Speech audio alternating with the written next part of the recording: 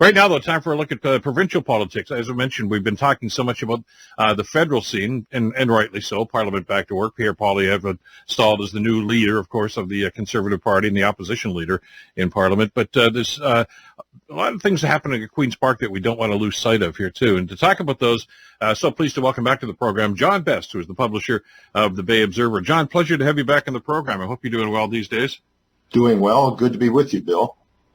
Let's talk a little bit about energy, and first of all, because it's front of mind for an awful lot of people right now, and the concern here that I think a lot of people have overlooked is, the good news. We want to all have EVs, and the province is behind this, the federal government is behind this. But what some of the experts are telling us is this is going to have a real drain on our energy system.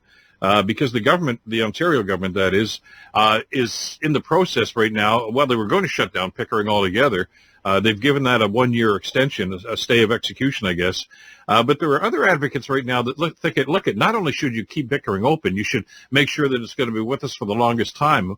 A lot of people may not realize, John, we depend an awful lot on nuclear energy in this province. We certainly do. It provides the lion's share of our power. Number one is nuclear. If I'm not mistaken, number two is hydroelectric, in other words, Niagara Falls and Northern Ontario. And then when you get down to things like solar and wind, it's a tiny, tiny percentage. It's increasing. These renewables are definitely increasing, but at very much at the margins, and they will increase further, I think, because they're starting to develop storage capability, which was always the problem with wind and solar. That if the wind is blowing and we don't need the power, it ends up in New York State, or just nothing happens. So. It's a question of timing, and frankly, I'd be surprised if 1 year of Pickering is going to make that much of a difference, but that's what's being discussed at the moment. Well, and I guess the rationale for this from the Energy Minister, Todd Smith, is that they want to study it. That it's going to take them a year to do this. Initially, they were just going to say, okay, it's going to be decommissioned. That's all there is to it. But at the same time, they're saying, well, it's going to cost billions of dollars to bring this thing back up to speed. But are we going to need that capacity? Because the alternatives, as you say, are not really on the table. I mean, one of the first things Doug Ford did when he got elected in his first election was to cancel a lot of these wind and solar projects. So, where do you find the money? Where do you get the backing to get back into that game, if they even want to? Right now, I don't think they do. Well, hydro in Ontario has been in a semi-crisis state for decades, and this is just a continuation of it. If you look at the Pickering station, they're talking about decommissioning it. It's 51 years old. I'm not aware of a major incident of any sort in its 51 years. Darlington is somewhat newer by only a few years, and that's the other big plant. The other source, of course, is Bruce, which is now privately owned, and it's providing a large amount of nuclear power as well. So, nothing wrong with trying to bring renewable sources online, but at the end of the day, Ontario Power Generation knows how much power they need to keep this province going, and you're not going to see a major source go offline until there's real certainty that we can keep Ontario moving. Well, and therein lies part of the problem, though, doesn't it? Because one of the possible solutions here are the natural gas plants. Dalton McGuinness could tell you all about those with the research they did on those some years ago. And the experts tell us, yeah, that could probably fill that capacity gap if you shut down Pickering. But that's pollution. I mean, isn't that what we're trying to move away from? I mean, we start burning even natural gas there. They can call it clean all they want, but greenhouse gas emissions are going to be a problem if we're going to go down that road. Well, it certainly is, and I heard your guest earlier this week where they were talking about Germany moving absolutely backwards. Yeah. They're going from nuclear to coal. And when you're talking about natural gas as a backup to wind and solar, it's not quite as severe as going back to coal, but you're basically replacing renewable or backing up renewable, making renewable possible by burning carbon. So that doesn't seem to make sense. I've never completely understood why the environmental community are so opposed to nuclear. We certainly have a wonderful track record. I mean, if you think about it, in our lifetime, Bill, there's been two major incidents. There was 3 Mile Island in Pennsylvania, and there was Chernobyl. Out of God knows how many nuclear plants in how many countries for how many decades, it's a pretty good track record compared to oil spills and coal mine collapses and other disasters. It just makes no sense to be so anti-nuclear at the same time as you're trying to promote. Like, why would you back up renewables with natural gas, which is a burning carbon, when you can back it up with nuclear, which produces no air pollution? Zero emission. I mean, 94% zero emission currently now, as you say, because we have nuclear and, of course, the hydroelectric from Niagara Falls.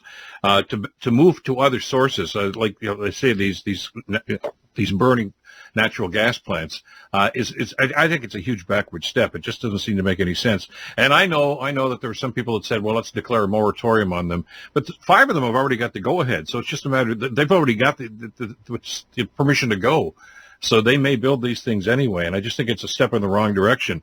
And the government's got to get their head around that. They haven't said no to Pickering. And I know it's going to cost a lot of money if they had to refurbish it. But how much is it going to cost down the road if we go down the wrong road here with increased pollution and who knows what's going to happen with energy?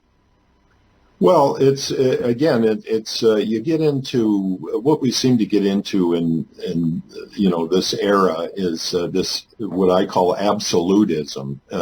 In other words, a reasonable, decent solution that reduces overall pollution is kind of abandoned in favor of some absolute answer, and it's the old perfect getting in the way of the good kind of thing. I mean, we have in Ontario, it's expensive. Our electrical system is very expensive, but it's not going to get any cheaper with any other method that I can see. But we have a pretty reliable system. We had a disaster about 14 years ago where we had a blackout one summer. Major work was done to improve the system at that time and make it more robust.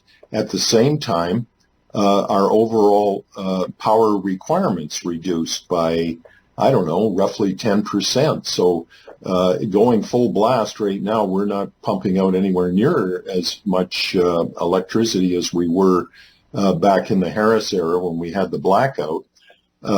Simply because of more efficient appliances. That's continued. There's been, we've had a pretty much total conversion to the LED light bulbs, which has made a big difference. So things have moved in the right direction. We're not demanding as much power. And I think we've really got a pretty good system here, all things being equal. And so I think we have to be careful about any major shifts like shutting down a nuclear plant that appears to be functioning pretty well. Well, especially because of you mentioned the Germany situation. Part of the basis for their decision to shut down their nuclear plants was, well, don't worry about it. We're going to have natural gas from Russia, forever and a day, so it's going to be fine until Putin turns the tap off. And now these guys are scrambling, trying to find alternative sources. And now there's a discussion going on about maybe, recommissioning these nuclear plants. Fukushima in Japan is getting a refurbished now. They rely on that after that terrible incident, which, by the way, was an earthquake. There was no, the plant itself was damaged, but there was no nuclear escape or anything like that there. They feel quite confident in that, too. And you're right. I can't understand how people that really want to have zero-sum emissions and a cleaner environment don't embrace this. Even the Green Party in Denmark, I think it was, finally said, you know what, it should be part of the solution. Which turned a few heads, of course, from the Green Party. But it's a pragmatic approach, I guess, that they have to take here. So we'll see just what happens. Another thing that you and I have talked about, and it's been a topic of discussion all through the pandemic, of course, is the Ford government's Bill 124, And that's basically the one that limits wages for 40 different Ontario unions, including nurses and public servants, etc. They're going to court. A number of them have taken the government to court on this. If they lose, John, if the government loses, and they do have a propensity to lose some of these things, it's going to cost a ton of money. Yes, it's going to cost something like $8 billion over 4 years, $2 billion a year. Now, I'm not sure where that number comes from, because it's one thing to say you shouldn't have capped the wages at 1%. I could see a court ruling that was, the possibility that that's wrong. But then how do you arrive at what they would have got had the bill not been in place? That's a little trickier. But, I guess the question is, it's in a way, it's too bad that all the public sector workers are kind of lumped into this one group of 270,000 people, because I think we would all suggest that nurses should not be capped at 1% based on what they've gone through for the last 2 years. It's hard to look at anybody that's working in the hospital or the medical sector and suggest that they're not earning their keep, but there's a whole bunch of public servants who are already making more money than their counterparts in the private sector, other than nurses, which are generally not private sector. So it's too bad it's all lumped together, because I would guess that the government knows that it's got to do something about medical workers beyond the 1%. That doesn't appear to be a tenable position. But putting the brakes on public sector salaries generally beyond the health care system, I'm not sure that the public would be too upset about that, frankly.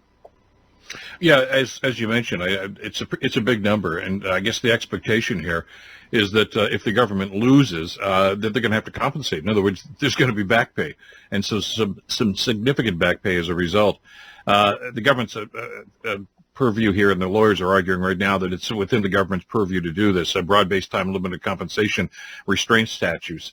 But are they targeting those? And then, of course, you get into the idea about what about collective bargaining? That really kind of did an end run around that too. So it's complicated, but they're going to have to come up with a decision on this pretty soon, because those contracts are up come springtime, and the unions are going to be looking for some sort of compensation there too. So it's going to be fascinating to see just how they argue this and what's going to be happening in the months ahead anyway.